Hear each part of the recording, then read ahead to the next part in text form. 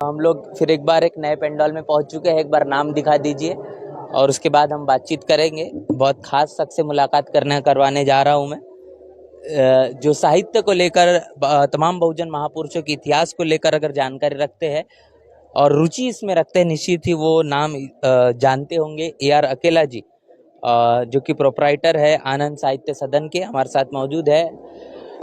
तमाम बहुजन महापुरुषों के साथ साथ मान्यवर कांशीराम साहब का जो ऐतिहासिक भाषण और उसके पूरा का पूरा जो खंड है वो इनके पास मौजूद है। सर, क्या बताएंगे? अलीगढ़ यहाँ पर एड्रेस है। कहाँ से? अलीगढ़ से आए हैं आप? अलीगढ़ से मुंबई का सफर तय करना क्यों आवश्यक लगा और यहाँ पर पंडाल और आपकी मौजूदगी? मैं काफ़ी लंबे समय से नागपुर की दीक्षा भूमि और मुंबई की बाबा साहब डॉक्टर अंबेडकर की जो चैत्य भूमि है जी। उस पर हमने बहुजन साहित्य का हिंदी में लोगों को पहुंचाने तक के लिए अपना स्टॉल लगाया आनंद साहित्य सदन के माध्यम से। और कितने सालों से काम जारी है आपका? मैंने पहली बार यहाँ पर मुंबई में 89 में उस समय शिवाजी पार्क में दुकानें नहीं लगती थी, तो समुद्र के किनारे तब काफ़ी दोनों तरफ चैत्य भूमि की दोनों तरफ पीछे आगे दुकान लगती थी, और वहाँ पर समुद्र के पास जगह नहीं होने के कारण काफ़ी लंबे समय से शिवाजी पार्क मैदान में यहाँ मुख्य स्टॉल लगते आए हैं, और मैं इसी में अपनी सहभागिता हर साल निभाता हूँ। अच्छा, आज बाबा साहब का परिनिर्वाण भी है। परिनिर्वाण के दिवस पर कैसे अभिवादन कर रहे, क्या क्या संदेश है, क्या कहना चाहेंगे? देखिए, ये जो मूवमेंट है, जो बाबा साहब को बहुत सारी कठिनाइयों का सामना करने के बाद वो आगे बढ़े, तो ये यदि हम बुद्ध को छोड़ दें तो ये मूवमेंट 1848 से लेकर के 1956 तक ये 108 वर्ष का हमारे महापुरुषों का आंदोलन है। और ये 1848 से लेकर के इस आंदोलन को 1890 तक ज्योतिराव फूले ने चलाया। 1892 से लेकर के 1922 तक इसको छत्रपति लोक राजा छत्रपति साहू महाराज ने चलाया, और छत्रपति साहू जी ने बाबा साहब अम्बेडकर को भी इस आंदोलन को चलाने के लिए तैयार किया। उन्होंने, जब बाबा साहब अम्बेडकर ने पहला मूक नायक अखबार निकाला 1920 में, तो छत्रपति साहू महाराज उनके लिए चेक लेकर के उनके घर पर गए, और बड़ौदा नरेश सयाजीराव गायकवाड़ से भी उन्होंने सिफारिश की कि डॉक्टर अंबेडकर एक विलक्षण छात्र है और उसको पढ़ने के लिए आपको छात्रवृत्ति देनी चाहिए।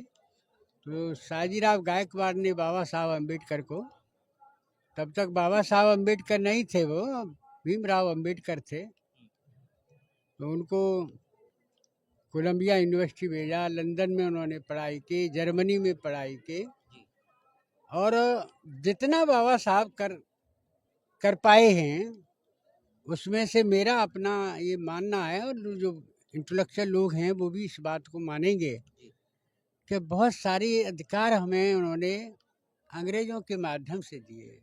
जैसे वोट का अधिकार है तो उन्होंने अंग्रेज़ों से लड़ झगड़ के हमें दिया। 1932 में उन्होंने सेपरेट इलेक्टोरेट का एक अंग्रेज़ों से अधिकार मंगवा लिया, मगर गांधी ने 1932 में पूना पैक्ट आप जानते हैं, उसके माध्यम से वो हमें दोहरे वोट का अधिकार हमसे छीन लिया।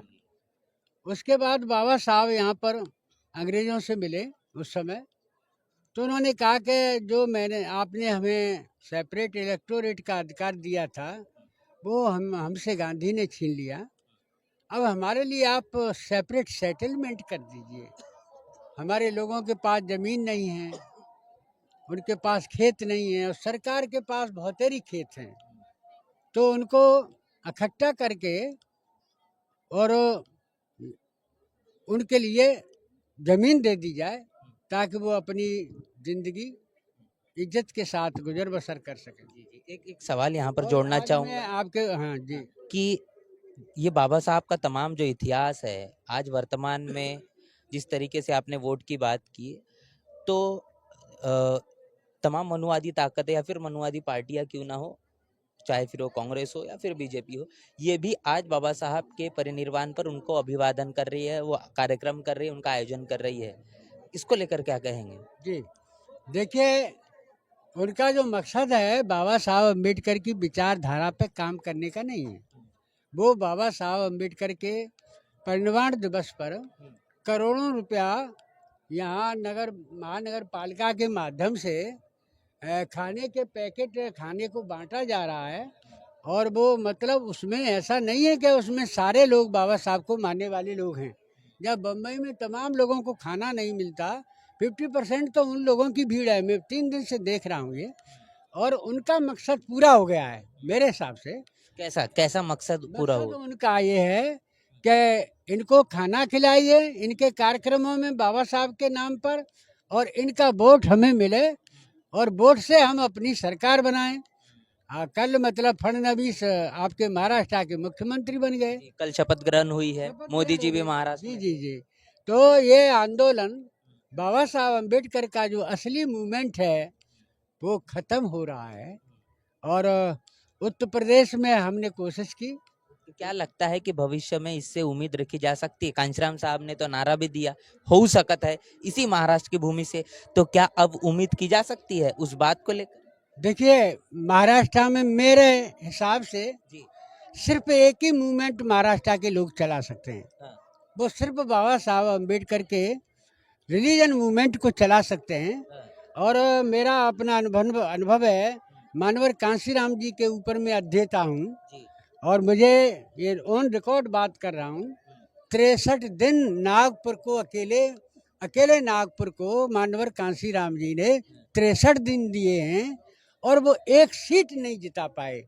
मेरे हिसाब से, मैं भले ही यूपी का रहने वाला हूँ, अगर महाराष्ट्र के लोग, नागपुर के लोग बीएसपी को जिताना चाहते थे, कांशीराम जी के जीते जी, तो उत्तर नागपुर से बीएसपी जीत सकते थे, लेकिन वो भी काम नहीं हुआ।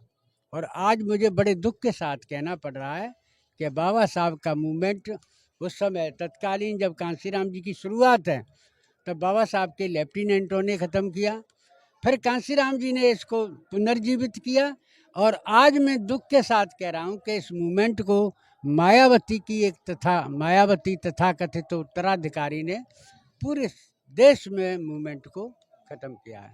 लेकिन जब समय समय की बात आती है तो समय समय पर लगातार लोग आते हैं, मूवमेंट को पुनर्जीवित करते, तो वैसे उम्मीद रखी जा सकती है? आप बताइए, महाराष्ट्र में कौन सा मूवमेंट चला रहा है? पूरे देश के बाबा साहब का महारा का अगर कोई महाराष्ट्र की बात छोड़िए, पूरे देश की मैं अगर पूरे बात। देश की बात कर रहा हूँ। जी। कोई ऐसा है जो बाबा साहब मूवमेंट को, बीजेपी के लोगों को ललकार रहा हो? कोई बताइए, कोई नहीं दिखता मुझे।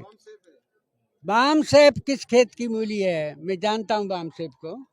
बाम सेब के 2 टुकड़े हो गए, और 1986 से लेकर के जो डिवीजन हुआ है, आज 38 साल के बाद अभी महाराष्ट्र में कौन सी पार्टी है जो बाम सेब से जो निकली हुई 2 पार्टी हैं, पीपीआईडी और बहुजन मुक्ति पार्टी? 1% वोट है क्या महाराष्ट्र में?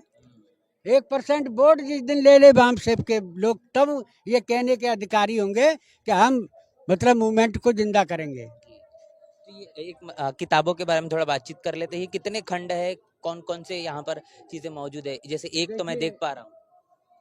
ये कांशीराम जी का काम यहाँ से शुरू होता है, जी द ऑपरेस्ट इंडियन। हाँ, और ये अप्रैल 79 से शुरू हुई। ये मंथली मैगजीन थी, और इसके एडिटोरियल मानवर कांशीराम जी अंग्रेजी में लिखते थे। जी और ये जून 1986 तक ये चली। कांशीराम जी राजनीति में सक्रिय हो गए, और बामसेब का बंटवारा हो गया, तो पैसे के अभाव में ये मैगजीन बंद करनी पड़ी। उसके तत्पश्चात फिर उन्होंने 2 पेपर निकाले।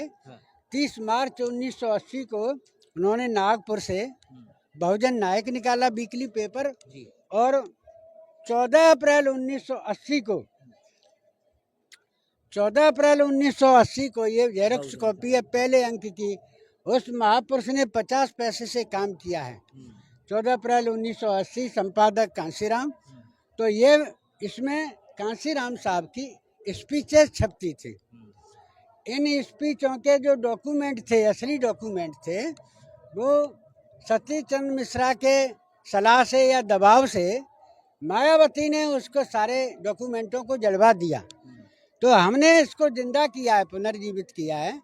और ये 13 खंड इसके 13 खंड है टोटल। ये पूरा सेट है। आखिरी खंड जो है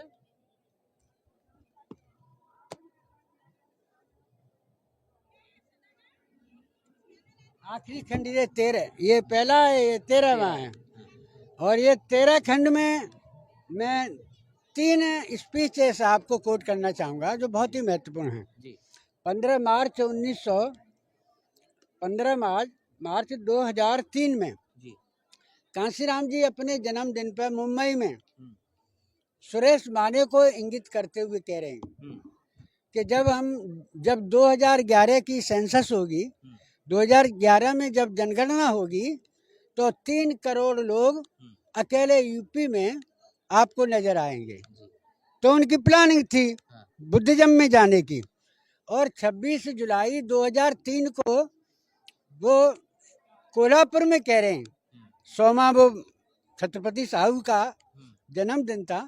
तो 2002 में वो शुरू किया और 2003 में 1 साल पूरा मनाने के बाद में उस दिन को कह रहे हैं कि हम हुक्मरान, इस देश के हुक्मरान बनना चाहते हैं और हम मांगने वाले नहीं, देने वाले बनना चाहते हैं। तो हम अकेले यूपी में 5 करोड़ लोग बौद्ध बना, पूरे देश में 5 करोड़ बौद्ध बना सकते हैं। और आखिरी जो भाषण है उनका, उससे पहले 25 अगस्त 2003 को वो कह रहे हैं कि मैं इस देश का प्रधानमंत्री बनना चाहता हूँ। तो ये 2 घोषणाएं ये खतरनाक साबित हुई उनके लिए।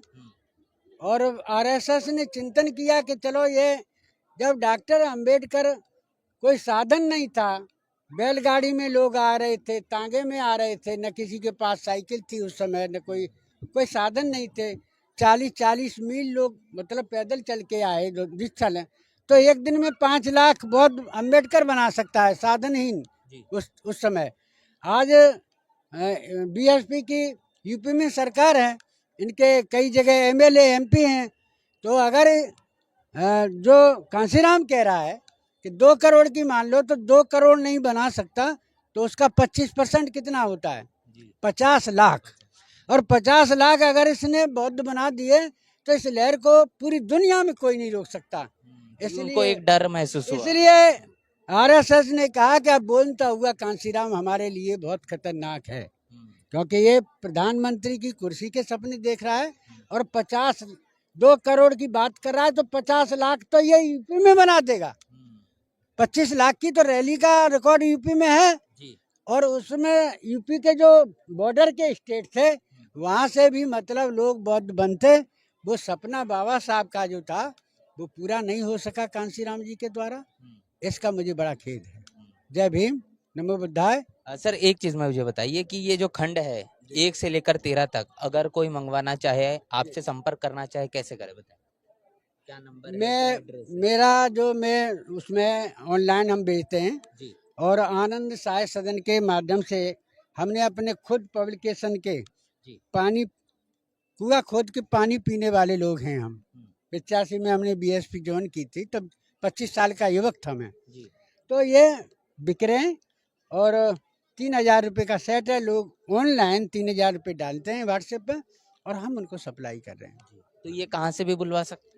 कहीं से भी, पूरी इंडिया में जा रहे हैं और विदेश में भी जा रहे हैं। जर्मनी में गए हैं, इंग्लैंड में गए हैं, जहाँ हमारे बच्चे शोधार्थी वहाँ पीएचडी कर रहे हैं। तो ये लिटरेचर ओरिजिनल था नहीं। और मैं फक्र के साथ कहता हूँ कि मैं कांशीराम जी के सारे मूवमेंट को तो नहीं सब पूरा कर सका, लेकिन उनकी डॉक्यूमेंट्री मैंने अमर कर दी है। इसको कांशीराम जी को अब कोई माई का लाल इसको मिटा नहीं सकता। बहुत बहुत शुक्रिया। तो नंबर भी आपको मिल चुका है, वेबसाइट बता दी है, वहाँ से आप बुलवा सकते हैं।